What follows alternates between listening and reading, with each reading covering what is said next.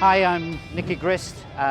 Been co-driver in the World Rally Championship for Juha Kankkunen, Malcolm Wilson, and latterly Colin McRae. So I've been lucky enough to have sat with some of the world's best in loads of great cars, and won my first World Championship in a Toyota Celica, and that's why I've brought my car here to have a bit of fun with today. It's an ex-factory Toyota Team Europe car, which was built initially for Carlos Sainz in Australia in '92. It was then driven by Didier Auriol in Rally of Sweden. Then after that, it went into private hands. And, you know, it's been well rallied over the years. And although it's taken a lot of work to get it back to somewhere original, you know, the car does look like it's been rallied. I didn't want to have a brand spanking new car, but it's mechanically now, we've done a lot other than the engine, so it's in good shape. It's 100% original TT factory car. It's built to a tarmac specification, so it should handle this without any problem at all, you know, and being so short as well, just got to be a little careful with the tires, warm up initially, but then once we start running, it'll be fine. And we've got all the lights on the front, so even for my old aging eyes, I should be able to see which way I'm going. So this is something I've been looking forward to all day, actually. It's the Goodwood Super Special.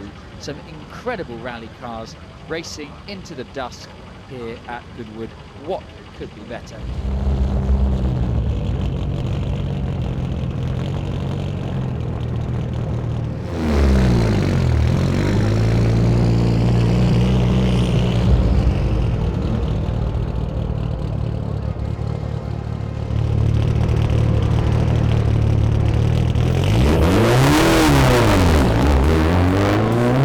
Next on the course, it is the Toyota Celica, the car we were talking about earlier, with Nicky Grist at the wheel.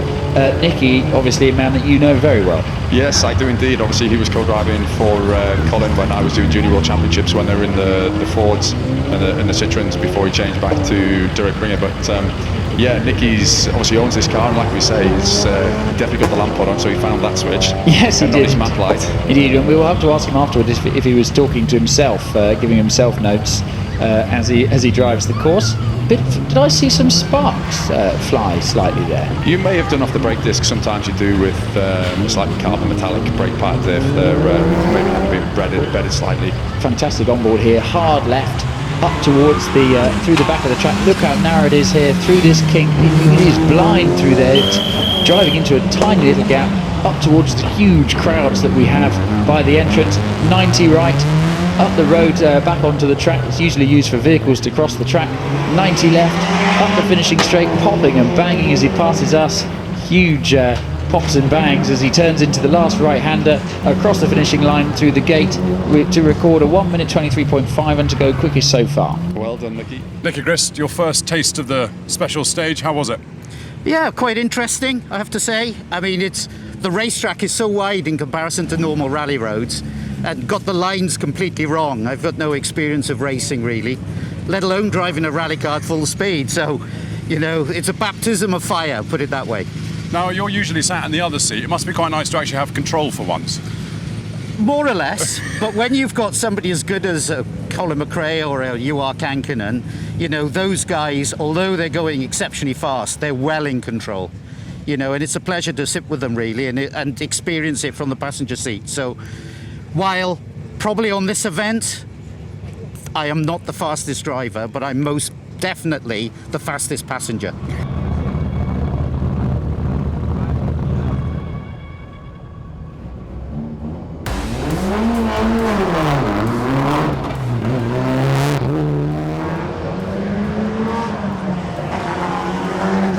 This is Nicky Grist, guys, so third quickest in the practice. So, and he's carrying the onboard camera, so hopefully we get a shot of that and we can see what Nicky's actually doing with the wheel, the pedals and the gears. So here we go. Thank you, TV Director. That's fantastic to see into the hairpin here.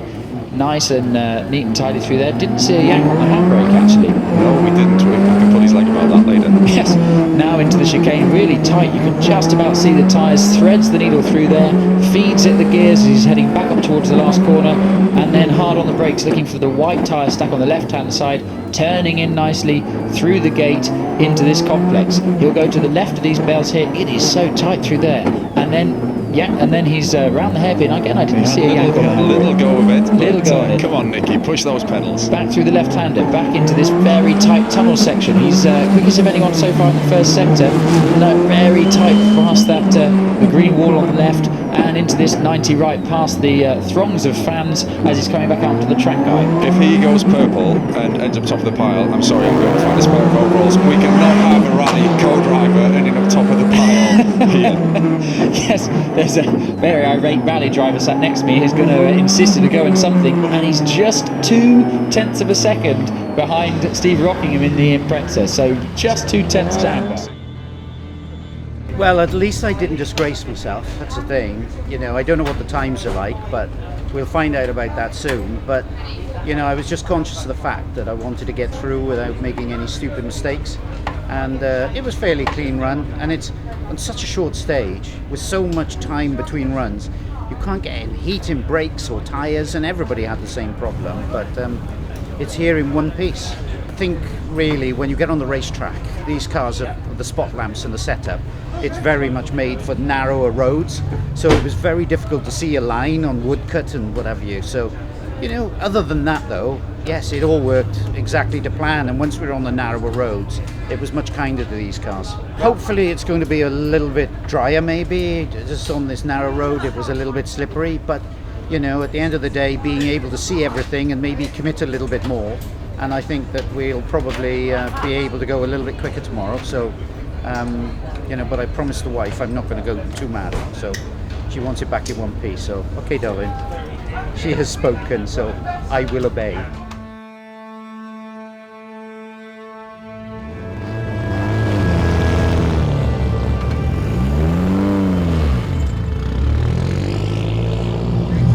The morning was bright and breezy, up before all the racing cars anyway.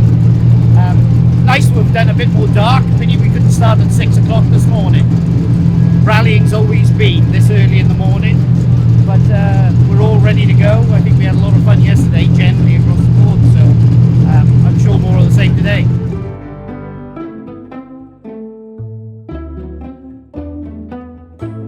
Certainly, it feels a little strange being on the left side, the wrong side for me.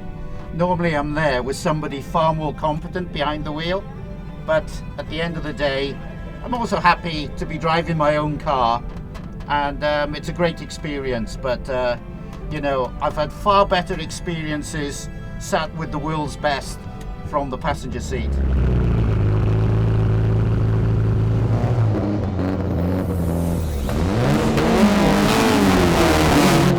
So Nicky Grist we're on board with, and now we'll have a really good look at the Goodwood stage. Let's see if he gets on the handbrake. Not here, but later on in the stage. Real crackle off the anti-lag on that car as he comes off the throttle.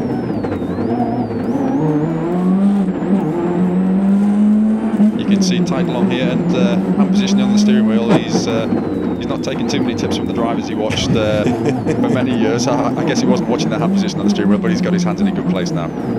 He stayed off that handbrake. Come on, Nicky.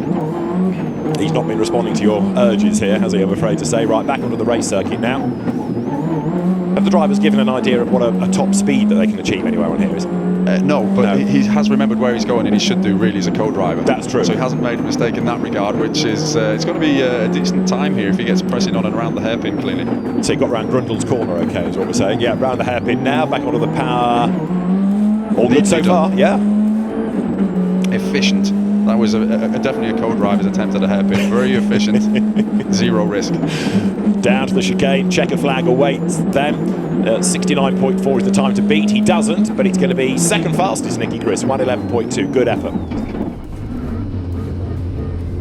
Yeah, well, members meeting number 78 is over and done with for us anyway in the sprint. I've enjoyed it thoroughly, to be honest. Today in the daylight was again, just as enjoyable really when it came down to it. I don't know where I finished, but I tried my best, but I expected a lot of other people to come a lot quicker today. But you know, I think wherever I am, I've enjoyed myself, and I hope it's been a spectacle for everybody that's up at the crack of dawn to watch us. I've been so used over many years of rallying somebody else's car, never having to worry about damage, never to worry about tyres or anything else. But when it's your own, you are very conscious that you're not going to bang it, and you're not going to inflict some damage that's going to cost you a fortune. But even so, you can't help yourself but want to compete and compete well. And you know, I've done my best anyway, and I can't ask for much more. And it's in one piece, so that's a good thing.